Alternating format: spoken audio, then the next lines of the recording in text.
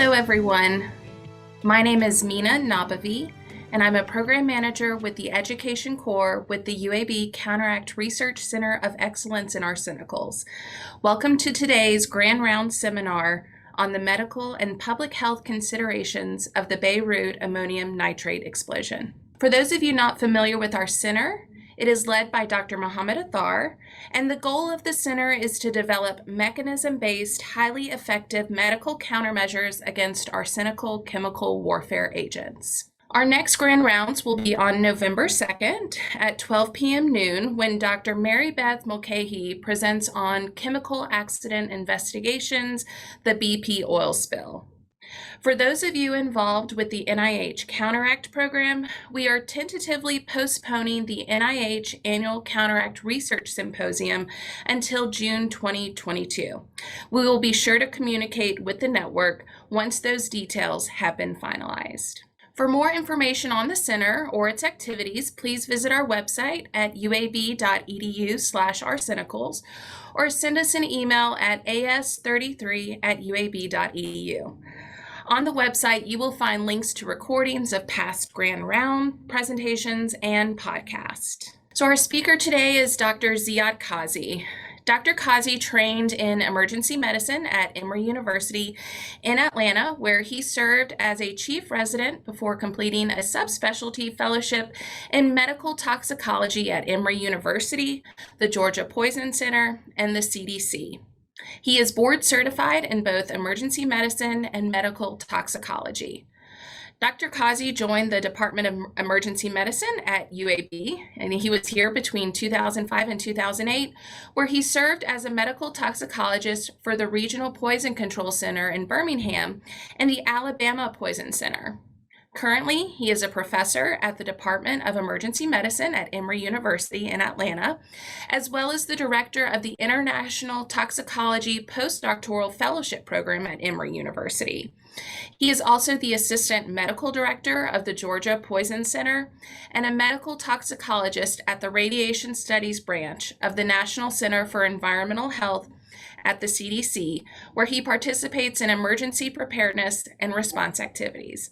Welcome, Dr. Kazzi. We're glad you could join us today. Hello, everyone. Thanks again for sharing your valuable time with me today to describe to you my experience in Beirut in the Beirut port explosion. This is kind of a coincidence and relevant to our discussion today that I've actually started working on the topic of explosion and blast injuries during my work at UAB in collaboration with Dr. Lisa McCormick, who is currently leading the education core of the NIH CounterACT program at UAB under Dr. Athar. And it's been a pleasure to collaborate with her and Dr. Athar on bringing to you valuable educational topics related to our research mission. And today, this topic is going to discuss an ammonium nitrate explosion, one of the largest that ever happened, that occurred in Lebanon and affected me directly, as I am actually Lebanese of origin, grew up in Lebanon and completed my medical school at the American University of Beirut.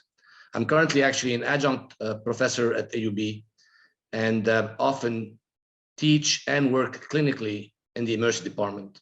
I currently also co-direct the toxicology telehealth service at AUB with Emory University. Now, I mentioned this because it's relevant to the events that will follow in this presentation. I'd like to acknowledge right now my colleagues that contributed to this presentation and to my knowledge of this event.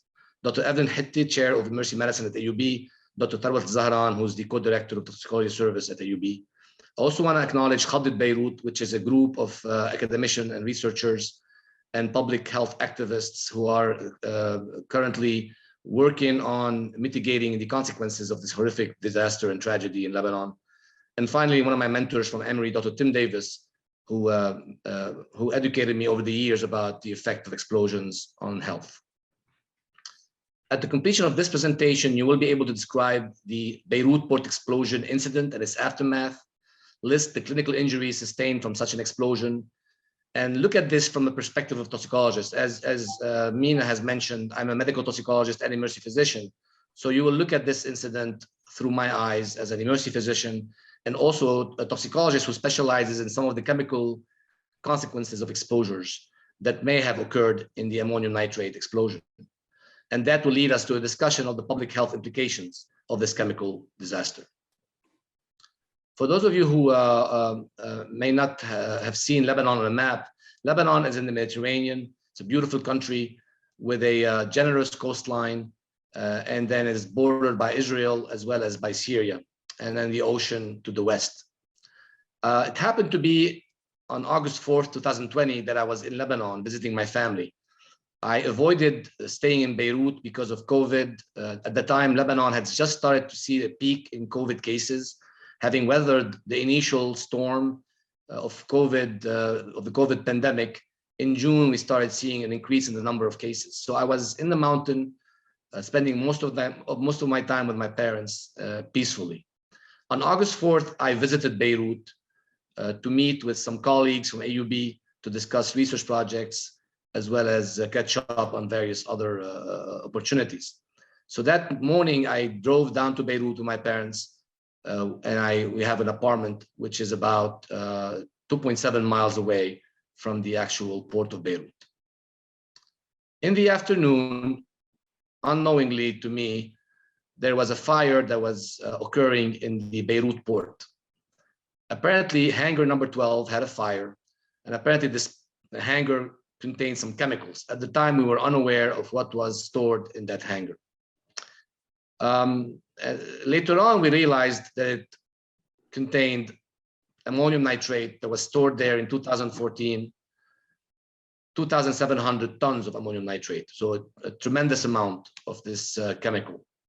In addition to other chemicals that were potentially fireworks, ammonium phosphate, tires, tea, coffee, and slow burning detonating cores. This is, of course, information that I was able to gather from various reports in media. A lot of the investigation, formal information has not been released yet because this is still a current investigation. Supposedly, there were some workers welding the hangar 12 door where these chemicals were stored. You see here some pictures of the hangar and the actual ammonium nitrate bags. Some people that live around the port have shared some of these videos that I'm going to show today. And you see here the actual fire that was occurring in the port of Beirut.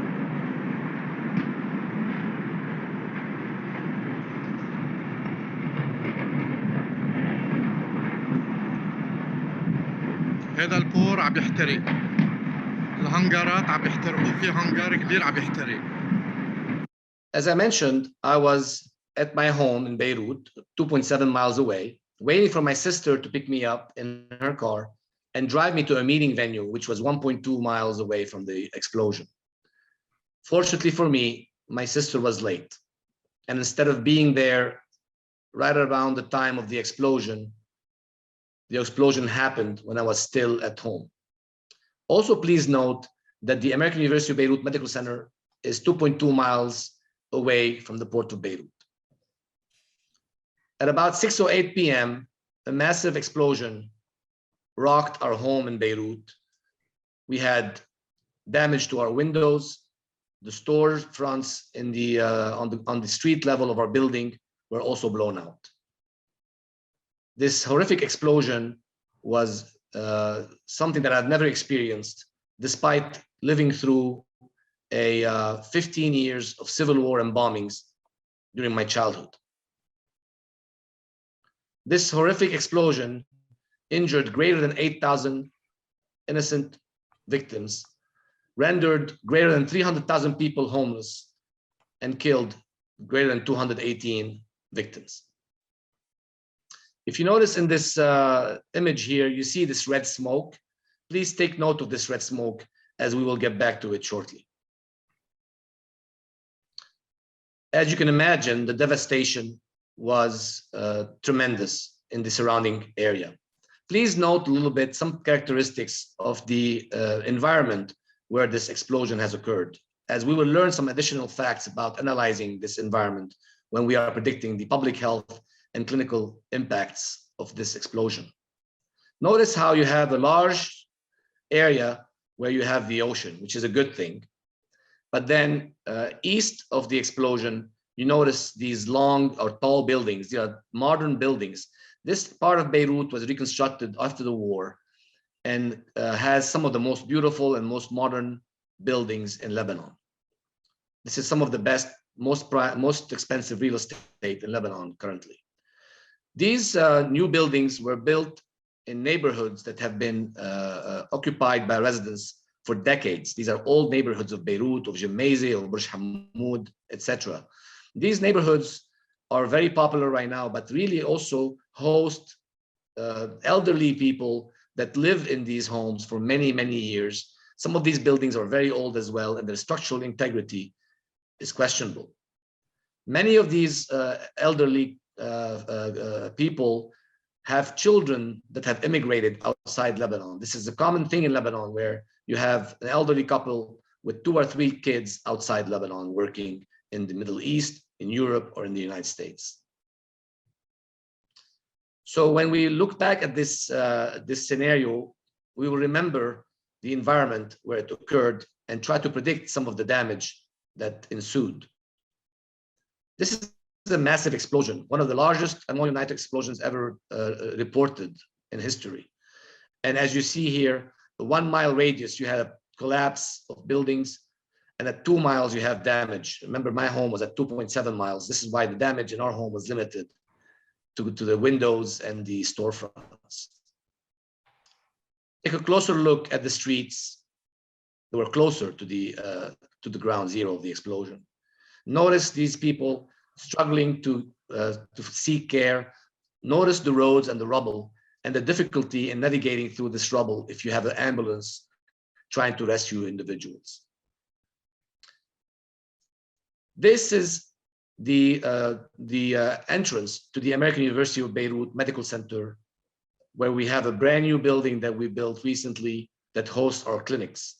And you can see this damage, and this is again greater than 2 miles away from the explosion. AUB was fortunate to have this minor damage. There were 2 other major medical centers, including our National Burn Center, that were completely destroyed. This is the door of the American University of Beirut Emergency Department. You will see shortly one of my colleagues who was working when the explosion occurred.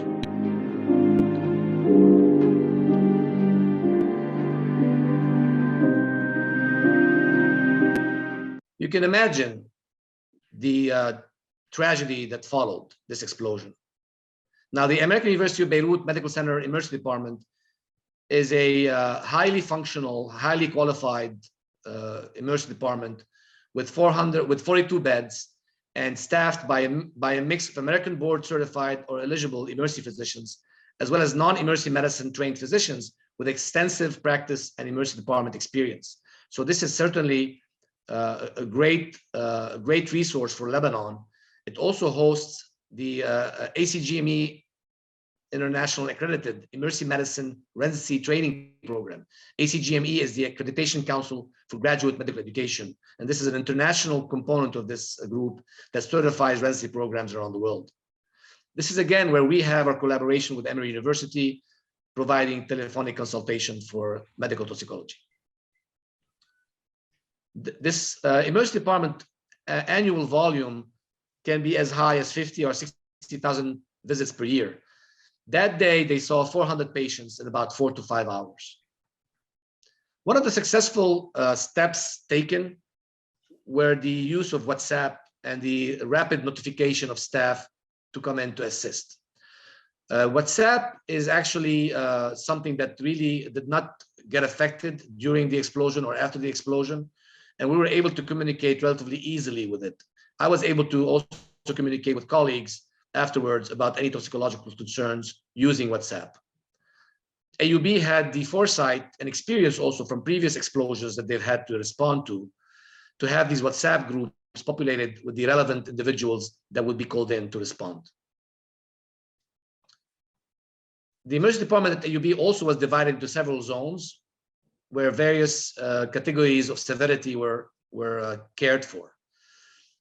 AUB uses an advanced electronic medical record system called EPIC, which is one of the major EMRs used in the US. And the EPIC EMR system already was set up to have up to 200 readily available medical records for unknown victims of a disaster. This is typical of disaster response plans to have such ready-made EMR charts. Unfortunately, as I noted earlier, they rapidly surpassed the capacity of 200 records in EPIC. So they had to revert to paper charts. I think here there's a lesson to be learned by us in the US or everywhere around the world when we have electronic medical records, thinking about having enough to meet the needs of a disaster like the one that happened in Beirut. The other important thing to note in the lower picture is the securing the emergency department or going on lockdown was essential. In Lebanon, this is certainly a security event, potentially with hazards and threats on the providers in the emergency department. Remember, at the time, we did not know what this was. This could have been related to war or terrorism.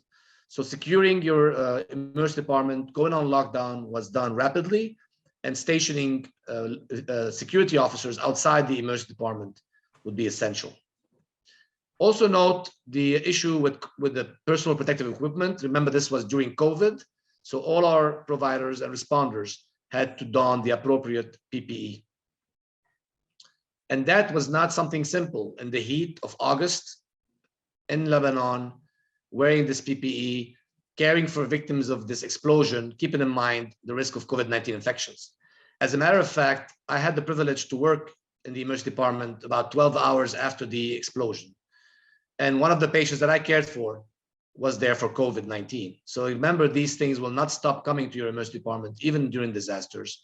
We also had a patient that came in the next morning with an ST elevation myocardial infarction. So being alert to other medical problems during a disaster is essential. Now, the other successful step taken by the Emory University of Beirut team was to use pre-positioned carts that includes medication and equipment used in disaster. So that was essential. However, the record keeping was challenging, so many of the initial victims were not registered. And to keep track of who's in the emergency department and where they are in the process of their patient care, we used human record keepers. We assigned to every patient a physician, a resident, or a student to keep track of their progress to their care plan and disposition. The security of the emergency department, of course, was maintained, but when we had a large number of family members coming to AUB looking for their loved ones. And that was difficult, especially that some of our victims or fatalities were not well identifiable, and we couldn't really answer these families' queries properly.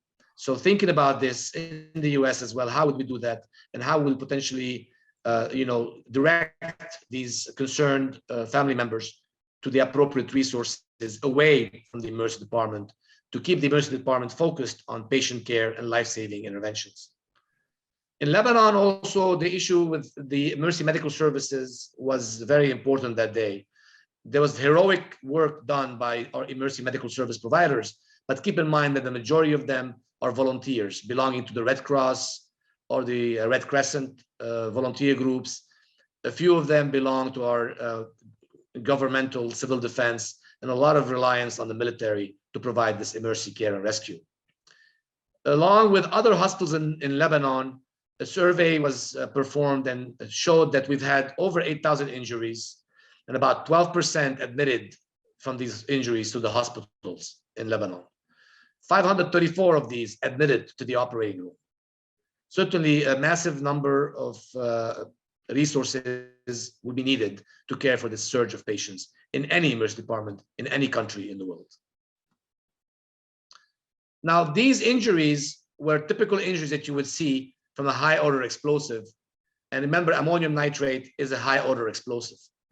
The initial report that was shared on the news stated that the explosion was that of fireworks stored in this hangar, fireworks purchased by businessmen to use during the wedding seasons in the summer.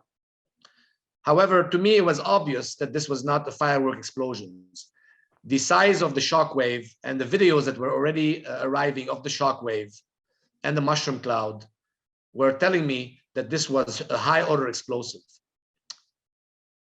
A firework explosion will be classified as a low order explosion, where you have a blast wave that is not, however, supersonic and will not have the same impact on health as a primary blast wave that is supersonic, that is particular to high order explosives like ammonium nitrate, TNT, dynamite, or C4 military explosives. This is because this primary supersonic blast wave is able to cause pressure changes on the organs of the victims. These pressure changes can rapidly rise and decrease into a negative phase or vacuum. If you are in an enclosed setting and you have exposure from this primary blast wave multiple times because of the reverberation or the reflection of this blast wave against your body multiple times from multiple directions, you will get specific patterns of injury that we call primary blast injuries that I will describe shortly. But I want you to remember that these primary blast injuries are unique to high order explosives. And also remember that ammonium nitrate was such an explosive. So these primary blast injuries would be expected to occur in the victims of the Beirut port explosion. Going back to the environment where this explosion occurred, I want to invite you to look at this from the perspective of an epidemiologist. Look at it using the agent and host environment assessment. The agent here was a tremendous amount, 2,750 tons of ammonium nitrate. Later on, we discovered that the amount was probably less than that. It is estimated to have been around 500 tons of ammonium nitrate, but 2,750 tons were what were initially stored in this hangar in 2014 from a ship carrying the Moldovan flag called Roses that was supposedly shipping the ammonium nitrate to Mozambique to be used as an explosive in mines. This is still being investigated.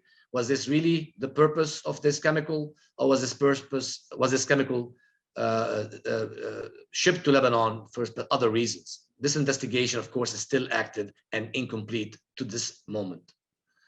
The good news about this explosion is that there was no other weapons stored in that hangar. There were no chemical weapons. There were no other toxic chemicals stored there. Of course, that was a question that we had to think about initially. And how would you know if there is a chemical stored there? You would have to rely on the clinical assessment of the patients or the victims, looking for any signs of chemical toxicity. And we will touch on that in a little bit. The hosts of this horrific explosion are civilians who are basically working at the port, the responders, the initial firefighter team that arrived to the port that died courageously when the explosion occurred. The whole firefighting squadron of the port died. The other group of people that were affected were the residents of the neighboring buildings and the employees of these businesses. One thing to remember, though, that this was in the summer during COVID at 6 p.m. So fortunately for all of us, the port itself was not very busy with activity that day. That said, the neighboring areas were certainly busy with people coming back home from work, staying in their apartment, for example. These individuals there include children, adults, and like I said to you earlier on, elderly couples with no children in country. The environment was an open space with a half of the space facing the water, and that was a blessing. However, on the other side, east of the Hangar 12, you had all these tall buildings with glass facades. These immediately become projectiles, causing penetrating injuries. We will call those secondary blast injuries, and we will discuss those shortly. If you see this large structure, this is the grain silo in the right lower corner. This grain silo acted as a shield and protected the eastern part of that neighborhood to a certain degree and carried the grunt of the actual explosion damage, as you see. Unfortunately, these ammonium nitrate explosions that are high order explosives will affect the victims into 4 types of blast injuries, including the primary blast injuries that I've described to you is due to this primary supersonic blast wave. Add to it the secondary blast injuries that are from the fragments, the tertiary blast injuries, which are from the trauma, and the rest of potential injuries, which are from the actual exposure to smoke, burns, etc. And this video here of an unfortunate victim that was shared with me by one of my colleagues is a little bit difficult to watch, but would relay well to you what physical injuries could result from these horrific explosions.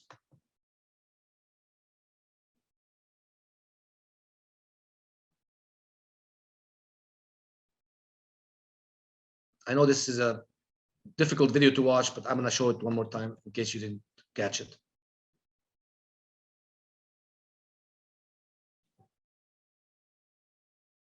When you think about the primary blast injuries and the supersonic blast wave, the most common injury that you will expect to see is rupture of the tympanic membranes. That can be bilateral. And sure enough, I saw a patient in the emergency department at UB that had unilateral tympanic membrane rupture. This can present with tinnitus, hearing loss, vertigo, and vomiting. And most of these patients do well, fortunately, with supportive care. The second most common primary blast injury is blast lung.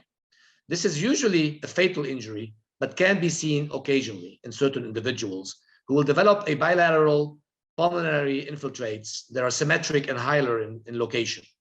Of course, people will present with chest pain, cough, shortness of breath, and this is typically of early onset.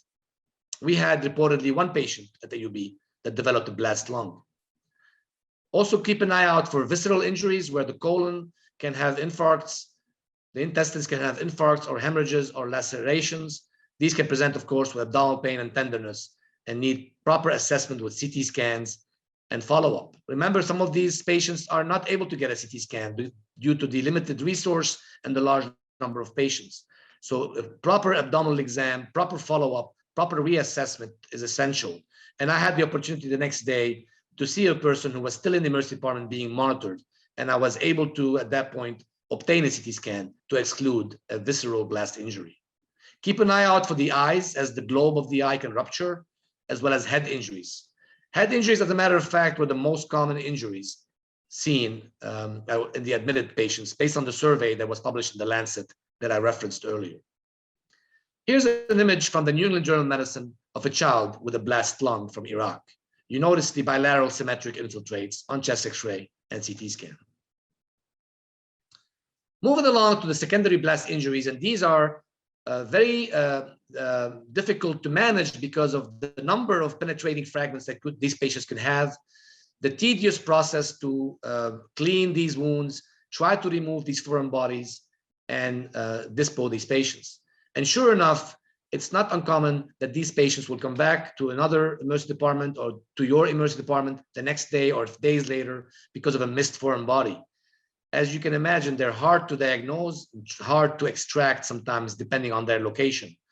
And sure enough, we had plenty of these wounds at AUB to care for. This was probably the most common consequence from the explosion. And remember, this is not unique to ammonium nitrate. This, again, will be a major issue in a nuclear detonation if it occurs in a metropolitan area with a lot of glass windows around. In an open space, remember also that the fragments or shrapnel can travel a long distance. So the perimeter of injuries can be 200-300 meters long. Of course, if you have buildings intervening, they will shield people behind those buildings from these fragments. But in an open space without these type of shields, you can have these fragments travel a long distance, as you can see in this video from Iraq.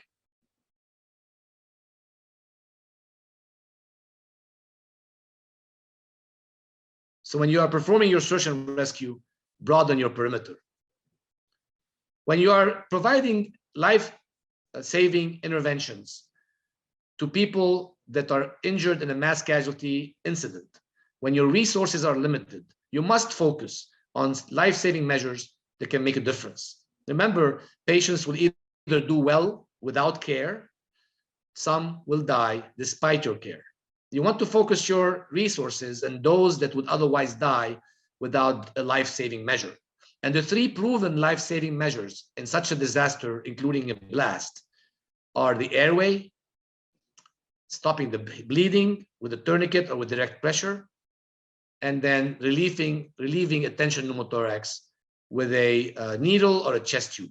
Remember, currently the Advanced Trauma Life Support Committee on Trauma recommends considering performing this needle decompression in the anterior axillary line instead of in the mid-clavicular line because of the better access you have to the pleural space, considering some of our patients have a large body habitus or a large muscle mass anteriorly. Also remember that the airway can be a temporary airway. It doesn't have to be a definitive endotracheal airway to save a life. And these 3 life-saving measures should be measures that your pre-hospital system should be able to do, as well as your emergency department staff. When looking for the tertiary blast injuries, here you are looking at extremity injuries, blunt trauma, head injury, fractures, pelvic fractures, spine injuries, and some people even classify the crush syndrome inside the tertiary blast injuries. These require a lot of resources from radiology. One of the ways to decrease the impact of the disaster on the radiology procedures is using the emergency department ultrasound. And that focused ultrasound can quickly answer questions like, is there a tension pneumothorax or is there intra-abdominal, intraperitoneal bleeding going on? And that ultrasound proved to be very useful at the American University of Beirut, where they have an active ultrasound program. Last but not least are the quaternary injuries. And these are basically everything else. Think about smoke inhalation and burns if you have a fire. Think about contamination with chemicals, radioactive materials, or biological device components. And also think about other exposure to dust, debris, and exacerbation of pre-existing illnesses like asthma, COPD, heart disease, and mental health conditions. Of course, going back to this red smoke, and as I was home in the evening after the explosion, monitoring the social media outlets and the news, it struck me to see this red smoke. And red smoke means to me that maybe a chemical is being released in the air. Of course, with an ammonium nitrate explosion, you could potentially see some nitric acid or nitrogen dioxide. And that was on my mind. Of course, my colleagues at UAB were also concerned about potential chemical weapons, presence of nerve agents in the hangar, and were asking what to do about decontamination. Decontaminating victims in such a disaster is not an easy task. And adding this to a response will certainly be very limiting to the other components of the care paradigm. So you have to make that decision carefully. And I had to think thoroughly about it. And I will share with you right now my chemical assessment during that evening and the following several days after the explosion. Because environmental health measurements or environmental measurements take time. As a resource, they're not always available. And chemicals are not always detectable by the chemical detection devices that are usually available in a city or at an academic center. Keeping in mind that this is only the beginning of the monitoring process, as every disaster implies the need for an after-event monitoring of the affected population, including the victims, the survivors, and the responders. You had to really be careful with what you post on social media. We were seeing on social media concerning posts with radiation measurements taken here and there without proper scientific knowledge provided in these messages. For example, in these WhatsApp messages that I've received, people were concerned about elevated radiation levels in unknown locations. Without an authoritative assessment, this can lead to panic. Was this a dirty bomb? Was this an explosion that included radioactive material? Fortunately for us, the American University of Beirut rapidly released a statement saying that there were no elevation in background levels of radiation at AUB. Also, reportedly, surveys were done of some of the victims and did not reveal any contamination. This was published in a recent paper describing that experience. Additionally, the Lebanese Atomic Energy Commission released a statement similar to that, stating that there were no radioactive components in this explosion. But again, remember, these messages take time to be confirmed and released. In the meantime, these social media posts are instantaneous. Now, going back to the red-brown smoke, of course, here, what could this be? Is this a toxic chemical? Should people be concerned about chemical exposures?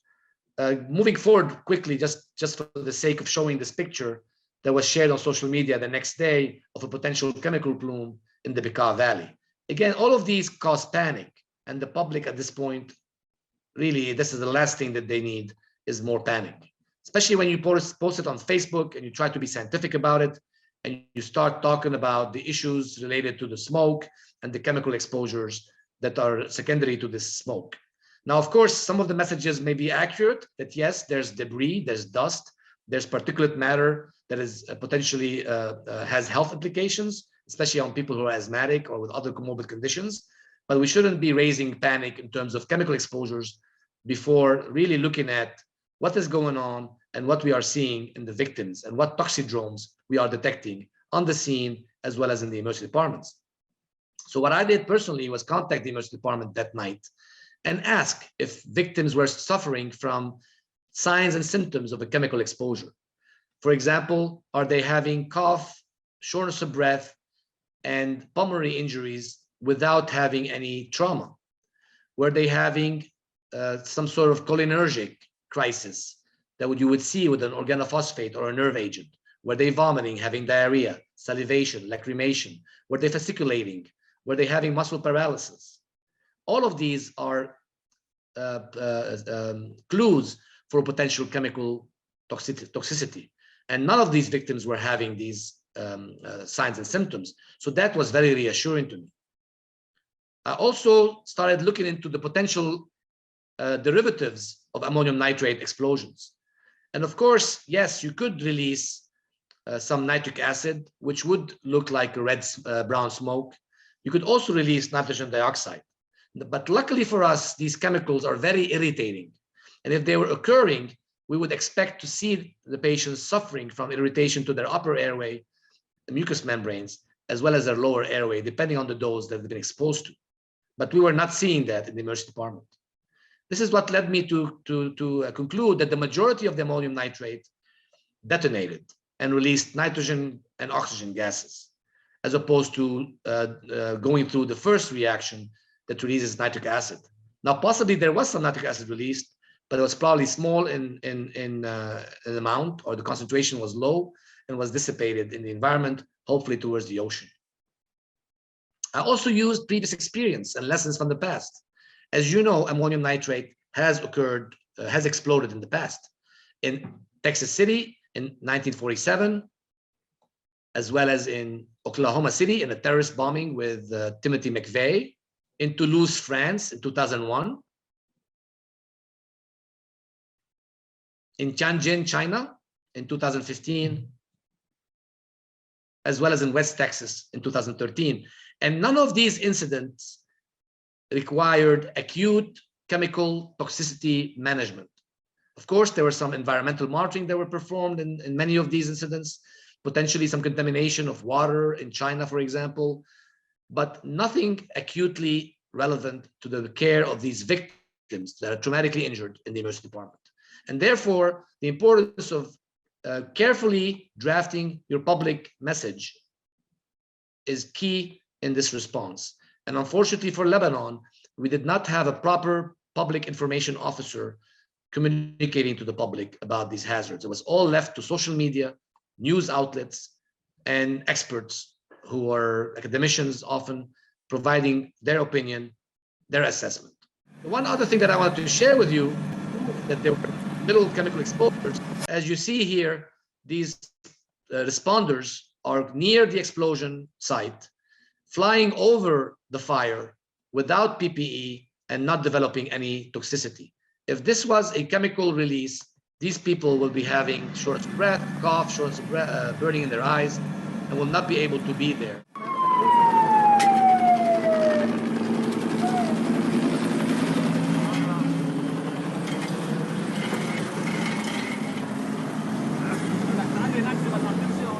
Last but not least, I want to remind everyone that that doesn't mean that chemicals are not a concern, and that doesn't mean that we do not need to monitor the responders and the survivors for their exposures. I just was saying that we do not need to create panic the first 24 hours about this exposure. And we should really weigh the influence of our message and the need to focus on saving lives and acute care in the first 24 to 48 to 72 hours. Now, as we saw in the World Trade Center attacks, there was significant exposures to dust, debris, and chemicals to survivors and responders. And this is why we in the United States have the World Trade Center Health Program that I have the privilege of evaluating patients with this program at Grady Hospital in Atlanta. I'm part of the national network that cares for these survivors and responders. We actually monitor these individuals enrolled in this program for their acute and traumatic injuries, sequelae, cancer, musculoskeletal conditions in our responders, airway and digestive disorders, and mental health conditions. This program is what we need to work on in Lebanon in the future. And I hope that we can still mount such a program, despite the fact that already a year and a half is going to elapse.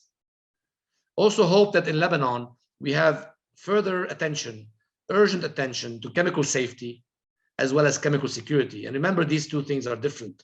Safety and security of chemicals are two different things, but are both essential for public health. It took us a while to work on this, but we finally were able to conduct a webinar, a workshop, a one-day workshop by Zoom, looking at the chemical security of chemical security issues at academic universities in Lebanon. And this was funded by the company CRDF Global and the United States Department of State Chemical Security Program. Unfortunately, this disaster in Lebanon was an example of lack of chemical safety and lack of chemical security. As you see in the left upper corner, the letter sent in 2014 by one of the officials at the port saying that these chemicals should not be stored at the port, that they are hazardous and they can cause significant damage. And look here on the right side, images of the chemicals in the hangar 12, what poor conditions they were stored in. And remember that decomposition of the degradation of the ammonium nitrate can lead to an increase in the hazard from storing these chemicals, which led eventually to this horrific disaster, whose details are still unclear and not publicized. And sure enough, a few days ago, while I was preparing for this seminar today, we were able to seize in Lebanon 20 tons of ammonium nitrate in the Bekaa Valley. It is thought to have the same % of nitrogen as the nitrate that was stored at the port. Is this the same nitrate? Is this a new source of ammonium nitrate in Lebanon? It's concerning. It's very reassuring that the government was able to intervene and seize this shipment, but it's also concerning that these are still occurring despite the horrific experience that we experienced in Lebanon as a nation. Of course, we hope that this tragic lesson can be shared in Lebanon and around the world for the sake of our victims that really unified Lebanon in grief. And I just hope that we will be able to honor their memory by finding the culprits of this disaster, bringing them to justice, and not allowing this to occur again in Lebanon or around the world. And thank you for your attention. I hope you have some questions for me. I would love to talk to you more about my experience and what I've presented to you today. There are a couple of questions in the chat that I will read out. Dina, can I just thank Ziad? Sure, of course. For his nice talk. Ziad, this is Athar, and I really enjoyed your talk. And this is a very important presentation with the current scenario. Ammonium nitrate, as you said, might not produce such intense colored fumes, although partial burning or impurities of ammonium nitrate, I don't think that it will be so pure, have caused that. And I think that the way you could not see much of the chemicals in patient because of the wind direction towards the ocean. I don't know what kind of wind direction was and how many people were exposed to the explosive material, towards the population where they were living. So you saw a lot of damage because of the vibrations and because of the factors associated with vibrations, but you didn't see much of the damage because of the chemicals. I agree. And it's still not, Dr. Athar, it's still not known. I agree with you. It's still not, if I may comment on that, it's still not known what was really stored there, the impurities, as you said, whether it was nitric acid, whether it was nitrogen dioxide, that was giving that color, and the wind direction. You know, what we take for granted in the US, in the emergency response, where we have a proper incident command system, we have environmental assessment, wind direction, analysis, meteorological conditions, is not readily available in Lebanon. And actually, the incident command system in Lebanon that was set up was primarily to the military and did not have a lot of public health functions at the time. And as I said, we did not have a public information officer. Also, humidity might have dissolved all the acidic fumes, and that could be, a benefit for exposed population who were not so much damaged by nitric acid and other corrosive nitric oxides. So I think, all that might have helped a little bit from the tragedy, that would have occurred otherwise. So we're still concerned, though. We're still concerned about the chemical exposures. We are concerned about the debris, the dust, not only in the explosion, also in the renovation or recovery process, where you have a lot of those homes are destroyed. And so they're going to generate more dust. Asbestos is a problem, is a concern, and workers and residents. All of these are still unanswered. There's a group that I mentioned initially, Beirut, that's proposed a project to WHO to maybe look at some of these environmental monitorings that are still relevant even today, several months after the explosion. Dr. Shama Ahmad asked, was there a loss of wildlife, birds, or pets in the neighboring areas to further indicate toxicity of released gases? So the short answer is it's not known, not reported. There have been some descriptions of some effects on trees, and the project proposed by Beirut is going to look at some of these trees to see some of the chemicals or whatever exposures these trees have recorded as a surrogate marker. Unfortunately, there were some air monitoring devices at Emory University of Beirut that recorded some measurements. Those were already there. There were some measurements taken afterwards. This has not been released yet or published yet. Look forward to seeing those reports published in the literature. Another question from Dr. Ahmad, are there laws to limit the amount of stored chemicals in Beirut? Having the laws is one thing, and having the application of the law is another one. There are many documents that have been shared already in the public media about people saying things like, this is too much ammonium nitrate. You should not store this ammonium nitrate in the port. This can be dangerous. People did not act on it, either because they did not realize what they were reading, the impact of what they were reading, or there was some other nefarious motives. It's really not known. The Ministry of Industry in Lebanon tracks chemicals, specific chemicals, and then people track the storage of chemicals at industrial sites. The issue here was that this was a port, and the storage of this chemical at this port should have never been considered. This amount of chemical on a port in a residential, so it's a vital resource for the country in a vital part of the country, in the capital, so close to residential neighborhoods. I think you may have touched on this, but I want to make sure to ask it about the red cloud. Was there any sort of bromine or some other kind of iron compound? Can you touch on that a little bit? So not reported, no. The only thing that was reported to be explaining the red smoke was nitric acid and nitrogen dioxide. These were what were reported. Other things could have been there, as you saw in the list that was provided initially. There were some other things in there, like fireworks, which may contain some of these that you mentioned, magnesium or others. And then there were some other detonating cords and tires and coffee, I guess. Right. I would welcome anyone else who has a question. Please feel free to unmute and ask your question, or you can type it in the chat box and I'll be happy to ask. Dr. Kazzi, I'm going to put on my public health hat and ask a question about mental health. You know, it's the 1-year anniversary, and a lot of times we see after these traumatic events the impact of mental health. Can you talk about that a little bit? Certainly expected to see a tremendous impact on mental health. There's one survey, it's unpublished, so whatever percent numbers I'm going to give you right now are not confirmed because I learned about these in a recent discussion. The victims were surveyed at AUB, and the colleagues of mine that conducted the survey at the University Department at AUB quoted using phone screening, using validated screening tools for depression, generalized anxiety disorder, and PTSD.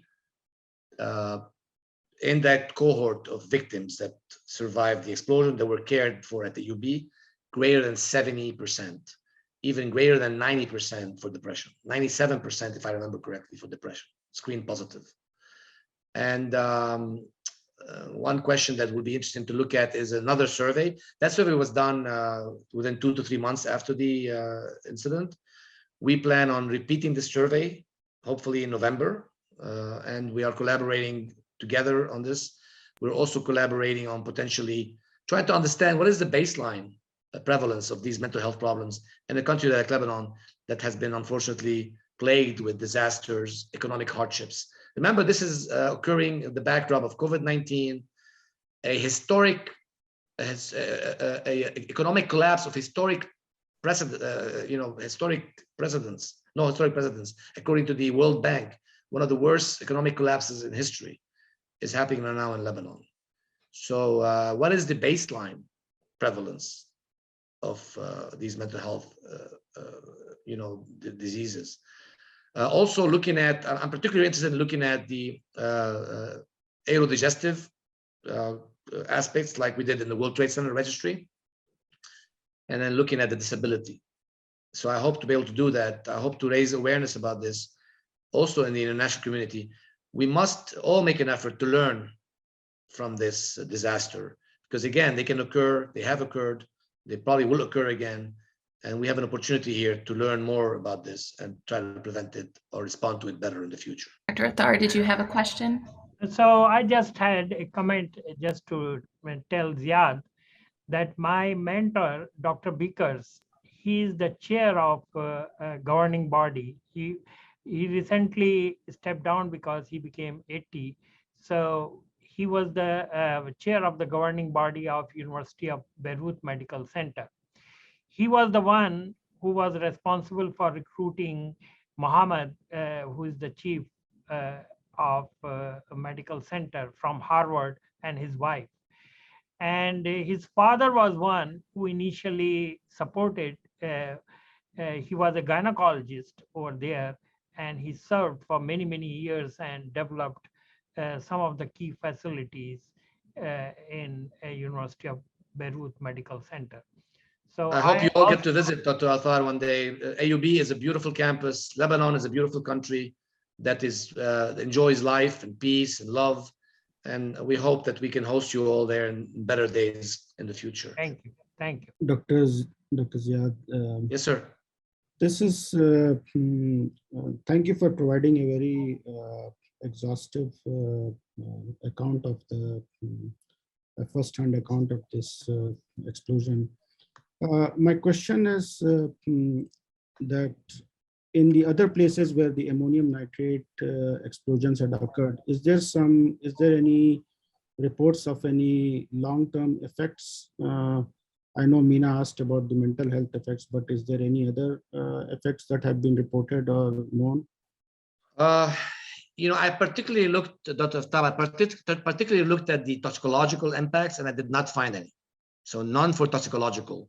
Certainly mental health will be expected, physical disability will be expected. The debris itself, like the World Trade Center, for example, would be expected. But that would not be related necessarily to the ammonium nitrate, rather due to the explosion, the blast, and the structural collapse, and the increase in exposures to dust and construction materials and other chemicals that are in the environment. So I hope that we can, that's why I hope that we can maybe, seize the opportunity here.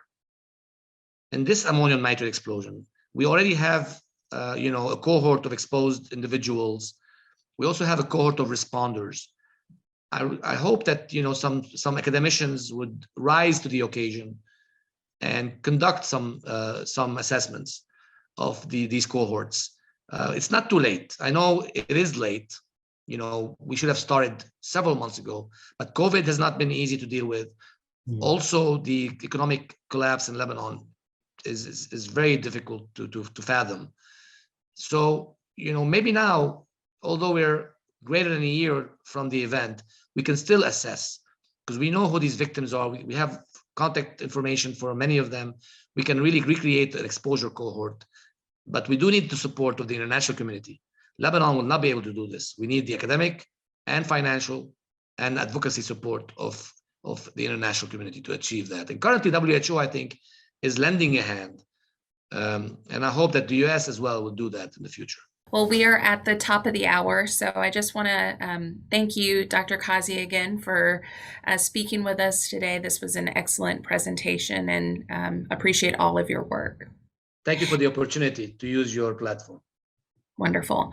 And I look forward to seeing you all at our next Grand Rounds, which will be again November 2nd, with Dr. Mary Beth Mulcahy discussing chemical accident investigations. Have a good rest of the day.